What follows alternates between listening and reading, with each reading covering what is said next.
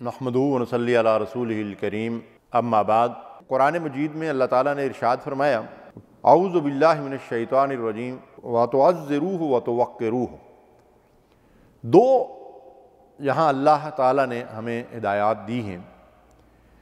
کہ رسول اللہ صلی اللہ علیہ وسلم کی عزت اور توقیر، اللہ کے نبی صلی اللہ علیہ وسلم کا مرتبہ اور مقام جو مسلمانوں کے لیے ہے، ان کی عزت کرنا اور ان کی توقیر کرنا، اور کبھی بھی رسول اللہ صلی اللہ علیہ وسلم کی طرف کوئی ایسا لفظ، کوئی ایسا فکرہ، کوئی ایسی بات، کوئی ایسی چیز منسوب نہ کرنا جو ذو معنی ہو اور اس سے نعوذ باللہ رسول اللہ صلی اللہ علیہ وسلم کی توہین ہوتی ہو۔ جیسا کہ یہودیوں کے بارے میں قرآن مجید میں نقل کیا گیا ہے کہ وہ بعض اوقات زبان کے الٹ پھیر سے ایسے الفاظ جو ہے وہ ادا کرتے تھے جو ذو معنی ہوتے تھے اور اس میں رسول اللہ صلی اللہ علیہ وسلم کی توہین کرتے تھے۔ تو یہ پہلی بات ہے کہ عزت اور توقیر۔ النبی اولیٰ بالمؤمنین من انفسہم، نبی کی ذات ایمان والوں کے لیے اس قدر ہے کہ وہ اپنے آپ سے زیادہ نبی کے حق کو اپنی جانوں سے زیادہ جو ہے وہ اولیٰ اور عرفہ سمجھتے ہیں۔ اس کی بھی ہدایت اللہ تعالیٰ نے ہمیں قرآن مجید کے اندر دی ہے۔ پھر جب رسول اللہ صلی اللہ علیہ وسلم صحابہ کے درمیان موجود تھے تو سورہ حجرات میں آپ کی مجلس اور محفل کے اندر بیٹھنے کا جو طریقہ اور سلیقہ صحابہ کو تعلیم دیا گیا، اس میں نبی صلی اللہ علیہ وسلم کے سامنے اونچی آواز سے، بلند آواز سے بولنے سے بھی منع فرما دیا، اور باہمی گفتگو میں بھی رسول اللہ صلی اللہ علیہ وسلم کے سامنے آواز بلند کرنے سے منع فرما دیا۔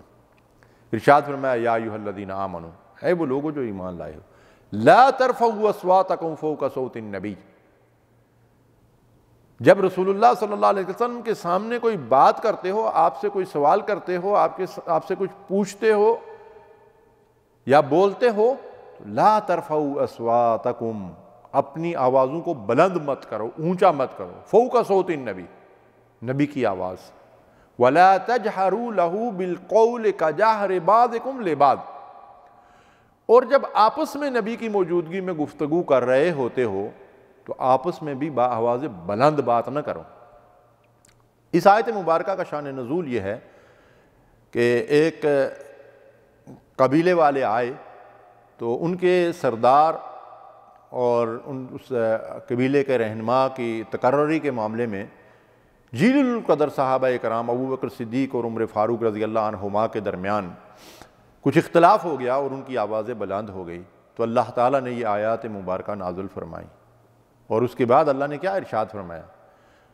وَلَا تَجْهَرُوا لَهُ بِالْقَوْلِ كَجَهْرِ بَعْضِكُمْ لِبَعْضٍ أَن تَحْبَطَ أَعْمَالُكُمْ وَأَنْتُمْ لَا تَشْعُرُونَ، اگر تم ایسا کرو گے تو تمہارے اعمال سب کے سب ضائع ہو جائیں گے اور تمہیں اس کا شعور بھی نہیں ہوگا، ادراک بھی نہیں ہوگا، معلوم ہی نہیں ہوگا، اور تمہارے اعمال برباد ہو جائیں گے۔ اللہ اکبر۔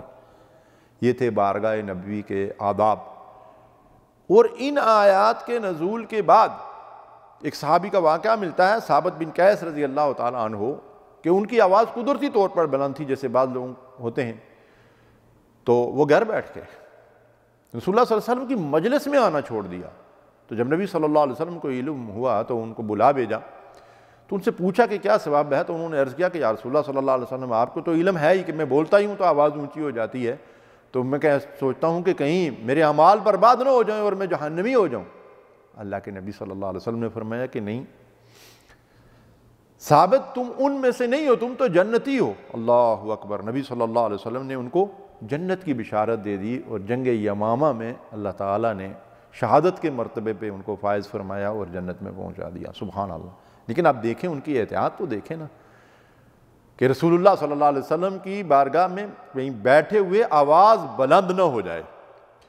اور اسی طرح سے قرآن مجید میں اللہ تعالیٰ نے پھر ان کی جو اس آیت مبارکہ کے نزول کے بعد جو ان کا طرز عمل تھا اس کا ذکر کرتے ہوئے اللہ نے ارشاد فرمایا، ان الذین یغضون اصواتهم عند رسول اللہ، جو لوگ رسول کی موجودگی میں رسول کے سامنے اپنی آوازوں کو پست رکھتے ہیں، اللہ اکبر، اولئک الذین امتحن اللہ قلوبہم للتقوی،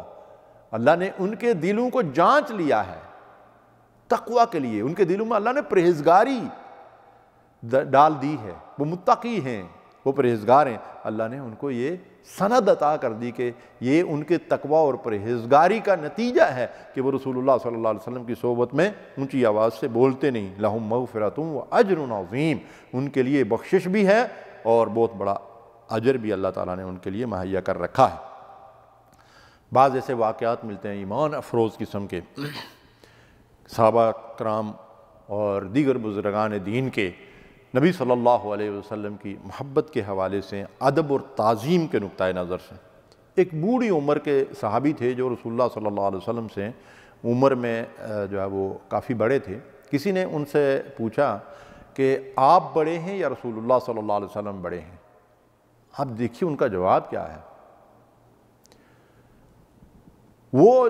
بڑے ادب اور احترام سے یہ کہتے ہیں، عرض کرتے ہیں،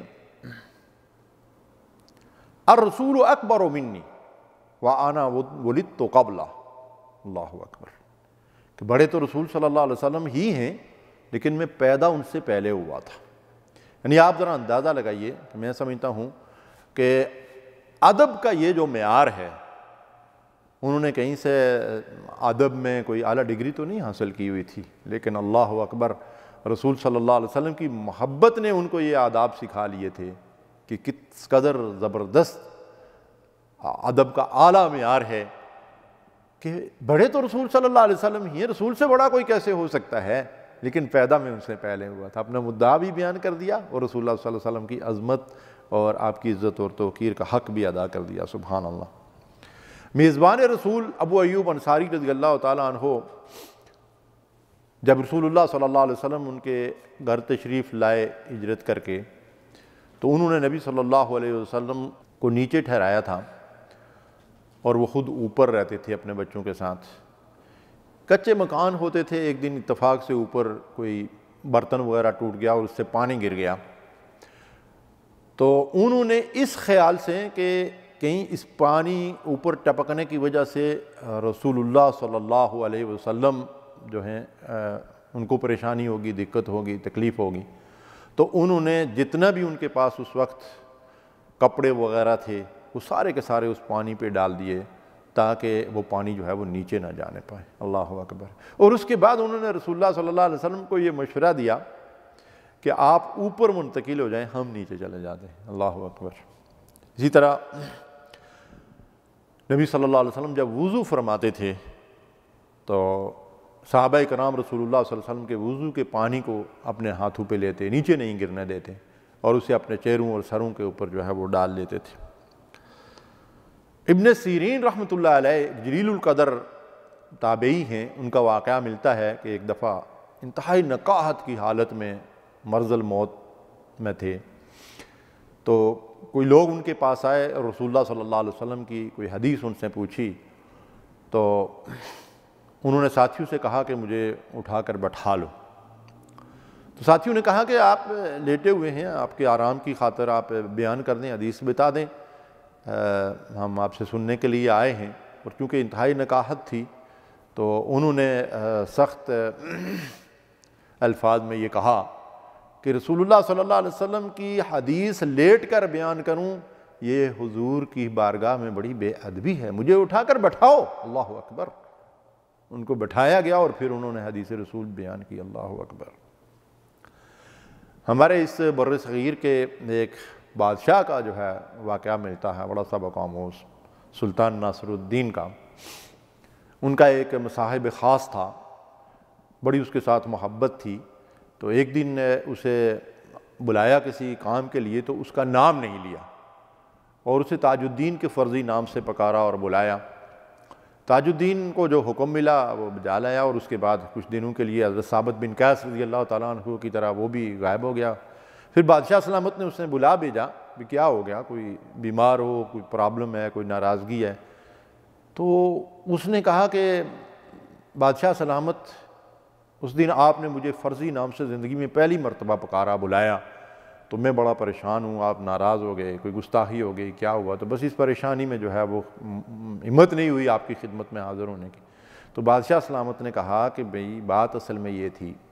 کہ جب میں نے تجھے بلایا تھا اس وقت میرا وضو نہیں تھا اور اس خادم کا نام تھا محمد، تو میں نے کبھی محمد کا نام بے وضو نہیں لیا۔ اللہ اکبر، اللہم صلی علی محمد وعلی آل محمد وصلی اللہ علی نبینا محمد۔ صلو علیہ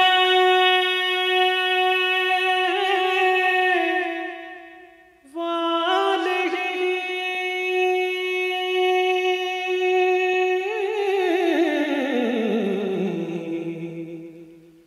صلو علیہ